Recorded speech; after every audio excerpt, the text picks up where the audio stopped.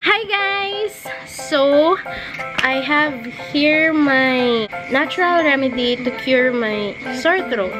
Actually guys, nakita ko to sa YouTube channel ni Elderly Berry Creek Farm. Maganda yung channel niya kasi natural home remedy talaga yung ginagamit niya pag meron siyang nafe-feel na flu or something for anti-inflammatory na mga natural medicine. Yung tawag niya dito is flu bomb recipe. Para sa akin kasi kahapon, ang sakit na talaga ng lalamunan ko kasi meron akong sore throat. So, yung ginawa ko is uminom ako nung umaga pero nung naggabi na parang unti-unti na siyang nawawala. But, kailangan mo pa rin siyang ulitin. So, kaya ngayong gabi, sinishare ko sa inyo kung paano ko ginagawa yung flu bomb recipe ni Elderberry Creek Farm. Yan. Check out her channel para sa mga natural home remedy kasi para sa akin, tested and proven at saka effective talaga siya.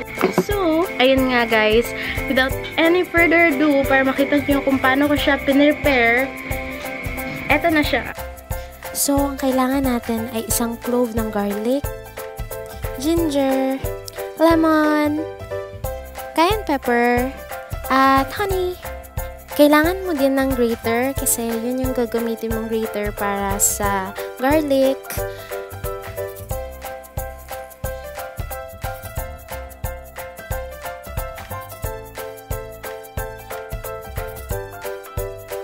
Tapos, ginger.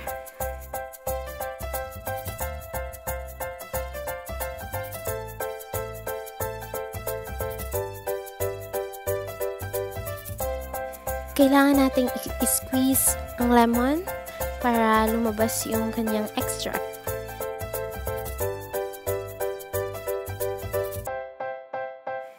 I-add yung 1/4 cup na baso ng hot water at saka yung tap water lang.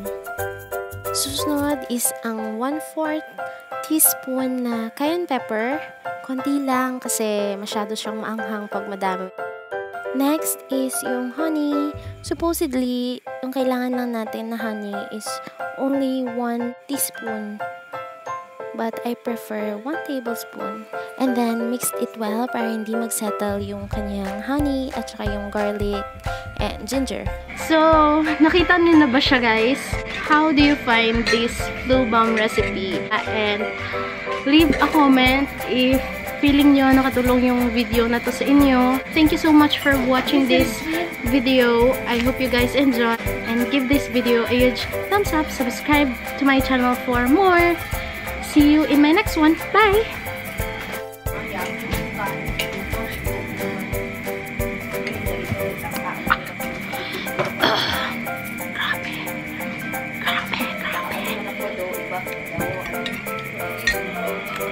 Pumapasok talaga siya sa lalamunan, I promise.